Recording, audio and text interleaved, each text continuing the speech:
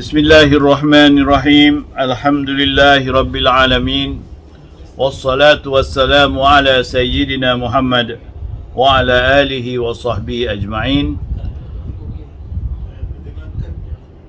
Allahumma arzuqna ya Rabbana fahman nabiyyin wa hifdhal mursalin wa ilhamal malaikatil muqarrabin fi afiyatin ya arhamar rahimin. Allahumma allimna at-ta'wil wa faqihna fid din wahdina ila sawa'is sabil. Ya Rabbana zidna ilma warzuqna fahma. Assalamualaikum warahmatullahi wabarakatuh. Selamat bertemu kembali kepada pelajar-pelajar Masjid Darul Makmur khususnya dan kepada sekalian kaum muslimin yang mengikuti pelajaran tauhid daripada Masjid Al-Makmur. Jadi pelajaran tauhid kita ni pada hari ini dengan kitab kita iaitu Aqidatun Najin, insya-Allah saya sambung daripada muka 107, iaitu daripada paragraf atas. Dan bersalahan ulama, maka kata qil tu maknanya sebahagian daripada orang berkatalah. Mungkin kata ini dapat dipercayai atau tidak terpulang pada kita yang mendengar. Nanti kita lihat. Bermula jihah itu tertentu dengan jenis atau nau' manusia. Jihah artinya pihak tertentu kepada jenis manusia, tiada bagi yang lainnya. Maksudnya bukan kepada yang lain, lain manusia lah, seperti haiwan ke ataupun seperti pokok ke, batu ke dan sebagainya. Maknanya pada manusia saja. Dan jikalau binatang sekalipun, maknanya tak boleh, tiada pada yang lain, maka tiada disandarkan jihad itu kepada yang lainnya melainkan dengan wasitah manusia. Jadi segala jihad, makna pihak, hanya disandarkan ialah dengan perantaraan manusia, wasitah.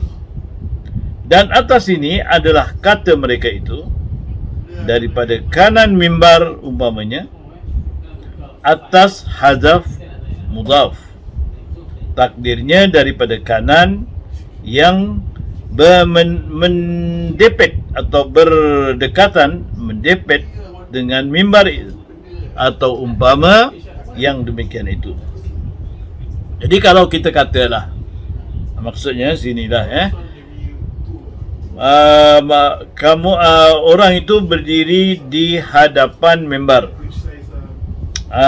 di kanan mimbar. Ada mimbar, kita buka apa ni, kita buang mimbar lah, taruhlah pintu. Jadi kita katakan orang itu berdiri di kanan pintu. Jadi perkataan kanan pintu ni sebenarnya maksudnya ada benda yang tersembunyi maksud di situ. Jadi maksudnya kanan, dia berdiri di sebelah kanan yang berhampiran kepada pintu. Begitu. Bukan makna kanan pintu, dia berdiri berhampiran kepada atau mendempet berdekatan dengan pintu. Itu yang kata sebenarnya. Bermula kaul yang tahqiq bahawasanya tiada tertentu dengan dia tetapi disandarkan bagi manusia dan bagi yang lainnya. Jadi itu kata qil.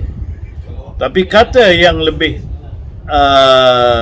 jelas lagi, tak kira sama ada manusia atau bukan manusia, boleh ada pihak-pihaknya. Maknanya bukan pihak itu khas pada manusia, tapi pihak yang dikatakan tadi seperti orang tu berdiri di kanan pintu, itu boleh menjadi manusia pun boleh, bukan manusia pun boleh.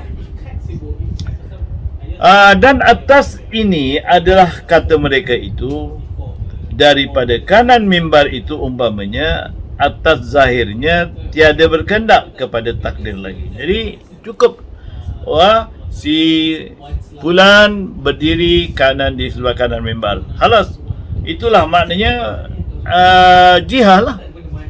Jihad makna pihak Jadi kita katakan si fulan itu dia berdiri di kanan pintu.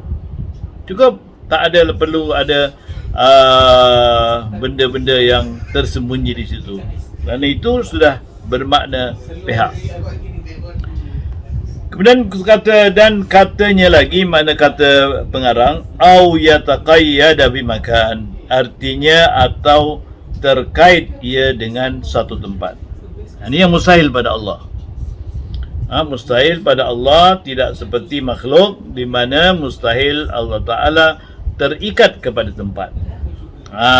Kita tahu tempat ni. Mana selalu orang tempat tu rumah, pokok, di bawah, di dalam gua, di bawah pokok, di tepi sungai, itu tempat.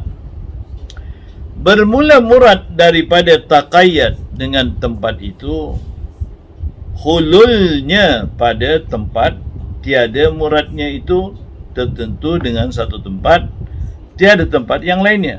Jadi bila maksud tempat tadi, mana orang itu berada kat tempat, ataupun dia lulus di tempat, atau dia menempati sesuatu tempat. Dan jika adalah ia yang bersegera faham, dan jika adalah ia yang bersegera faham daripada lafaz taqayyad sekalipun. Jadi taqayyad mana terikat. Mana kalau makhluk mesti ada tempat. Tidak ada makhluk tak ada tempat. Dia terikat kepada tempat, tapi Allah Ta'ala mustahil terikat kepada tempat. Bermula makan pada ahli as-sunnah, iaitu lapang yang mauhum ini, dan pada ketika itu adalah katanya au yataqayyad bimakan, hingga akhirnya itu terkaya daripadanya dengan katanya bi an yakuna Jerman, artinya mengambil oleh zatnya yang maha tinggi itu kadar daripada lapang. Jadi tempat ni ialah mengambil sesuatu menduduki tempat yang lapang. Lapang ni macam kosong. Benda yang kosong ni tidak ada apa-apa, tapi bila ada sesuatu, dia mengambil tempat yang kosong ni, itulah yang dikatakan tempat. Yang dikatakan tempat. Yang mana tentunya sesuatu itu mengambil tempat yang benda yang lapang. Dan daripada jumhur falasifah, bermula makan atau tempat itu sutuh yang batin daripada yang meliputi, yang menyentuh bagi sutuh yang zahir daripada yang diliputi, seperti batin buyung yang bersentuh bagi zahir air. Jadi kata ahli falsafat, tempat itu ialah sesuatu yang rata, sutuh.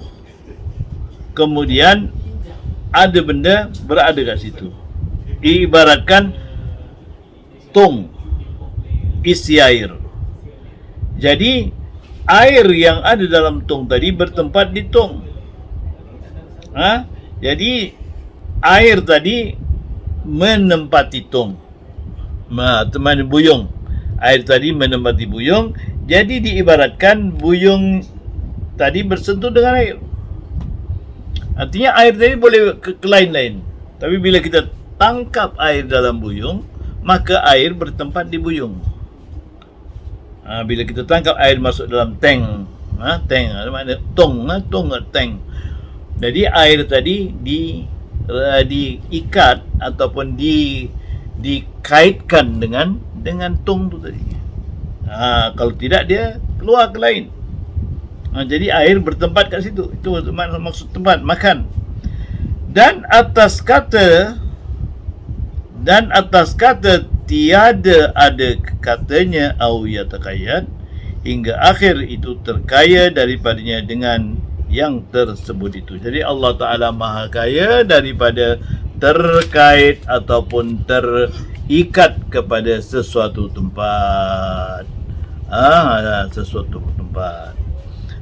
Jadi maknanya yang pertama tadi Allah Ta'ala tidak ada jihad, artinya apa ni, pihak, dan juga tidak terkait dengan satu tempat, dan katanya lagi au zaman, atau terkait dengan zaman. Zaman ialah waktu atau masa, seperti beredar atasnya segala falak, atau mendatang atasnya malam dan siang.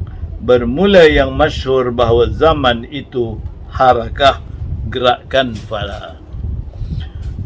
Jadi Allah Ta'ala maha kaya daripada terikat kepada masa, kerana Tuhan yang membuat masa. Kalau kita lihat siang dan malam, itu adalah masa. Daripada mana datangnya siang dan malam?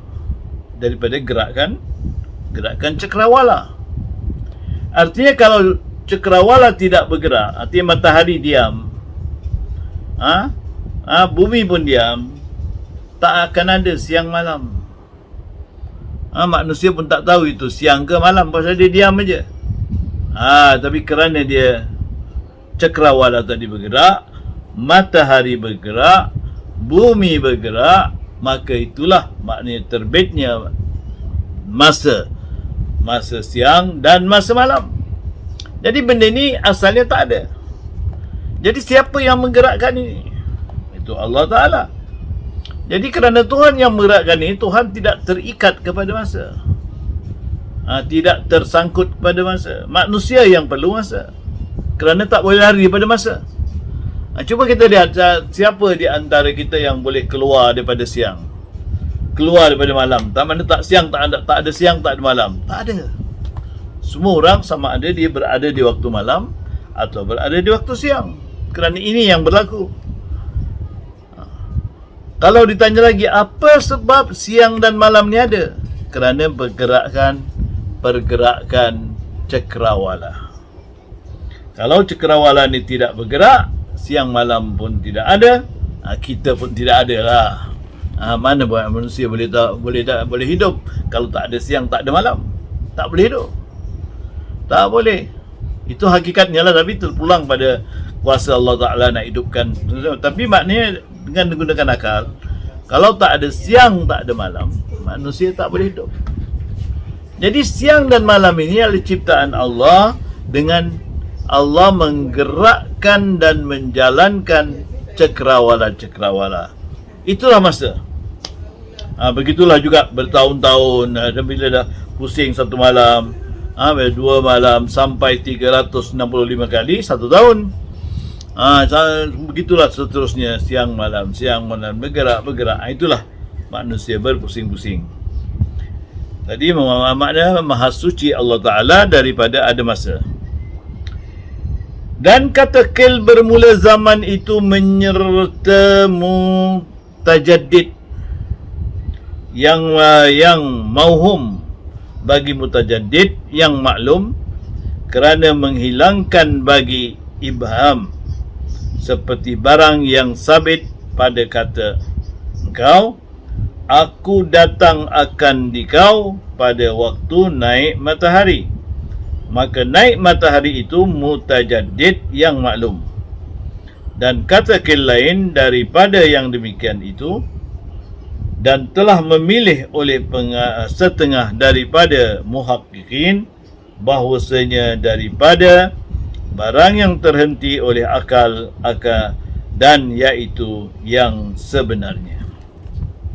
Itu kata setengah pendapat mengatakan yang dikatakan masa itu benda yang sentiasa datang baru. Artinya menjadi baru.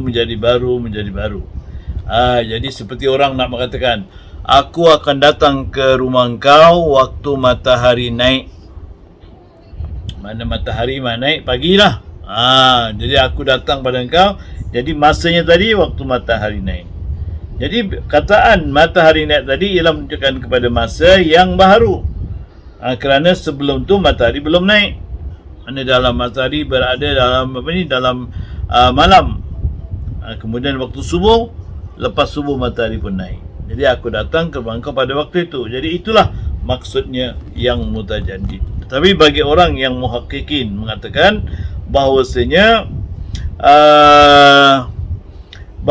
daripada yang terhenti oleh akal dan iaitu yang sebenarnya. Maksudnya akal kita memikirkan sesuatu itu ialah pada masa, maka masa itu adalah terhenti kepada pemikiran yang dipikirkan oleh akal. Dan katanya pula au tattasifadatul aliyah bil hawadis. Mana selain daripada mustahil Allah Taala terikat kepada tempat, mustahil Allah Taala ada, pertama mustahil Allah Taala pada pihak, mustahil Allah Taala terikat kepada tempat, mustahil Allah Taala terikat kepada zaman, kepada masa, maka juga mustahil Allah Taala zatnya bersifat dengan benda baharu. Jadi untuk mengetahui apa yang dimaksudkan benda baharu ialah benda yang asalnya tak ada baru ada. Itu yang dikatakan baharu. Apa saja yang asalnya tadi tidak ada kemudian baru ada, itu dikatakan baharu. Itu dikatakan baharu. Jadi makna benda baharu itulah maksud benda baharu. Jadi Allah Ta'ala mustahil bersifat zatnya kepada benda baharu, atau bersifat zatnya yang maha tinggi itu dengan sifat yang baharu, tetapi bersifat ia dengan sifat kudrat yang baharu, atau iradat yang baharu, atau ilmu yang baharu, atau hayat yang baharu, itu adalah mustahil. Mustahil Allah Ta'ala begitu. Katalah hingga akhirnya, atau bergerak, atau diam, atau putih dan hitam, dan suka dan duka. Ini semuanya mustahil Allah Ta'ala bersifat dengan yang baru.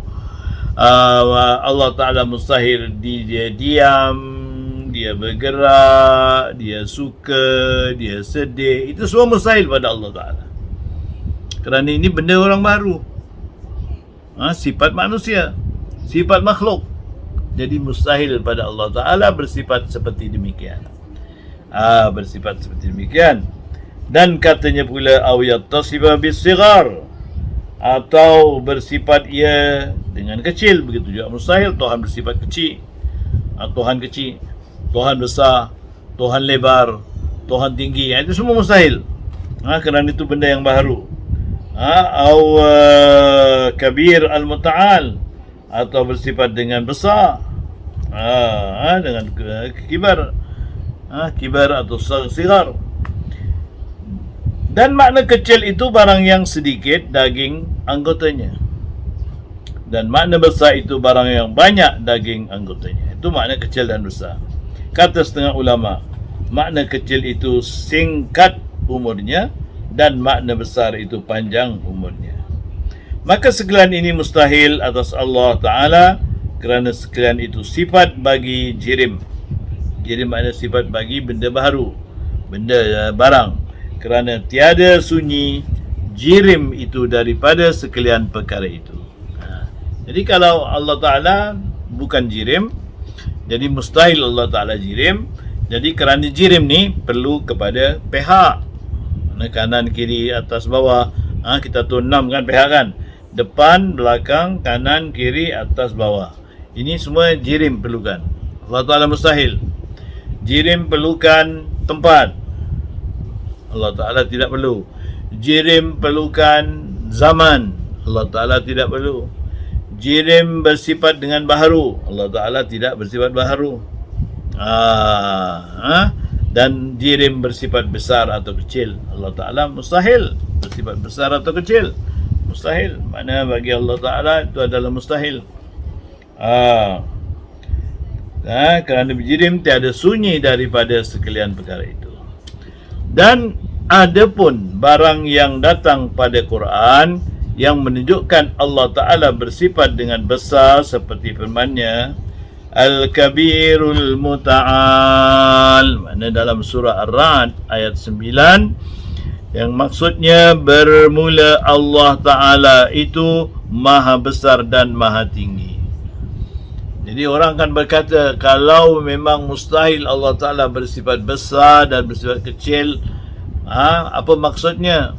Jadi maksudnya mustahil Allah Ta'ala bersifat besar seperti daging besar atau benda besar, dan mustahil Allah Ta'ala bersifat kecil, maknanya kecil seperti kecil apa ni, kecil semut, umpamanya, dibandingkan dengan tikus, kecilnya tikus dibandingkan dengan apa ni, dengan kucing, kecilnya lembu misalnya dibandingkan dengan gajah. Ini semuanya mustahil bagi Allah Ta'ala. Tapi bagaimana tentang ada ayat Quran yang ada sebut Tuhan Allah Maha Besar dan Maha Tinggi. Maha Besar lagi Maha Tinggi. Al-Kabir Al-Muta'ali ada sebut dalam Quran. Maka maknanya itu besar pada martabat ketuhanan, dan katanya pula maksud besar sini ialah besar martabatnya. Besar martabat Allah Ta'ala dari segi ketuhanannya, bukanlah besar tubuh, bukanlah besar jasad. Itu semua mustahil bagi Allah Ta'ala. Tapi besar di situ maksudnya ialah kebesaran martabat Allah Ta'ala berbanding dengan martabat manusia. Saya rasa cukuplah kali ini memadai. InsyaAllah kita akan sambung di lain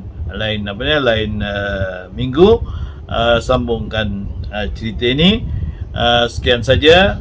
Assalamualaikum warahmatullahi wabarakatuh.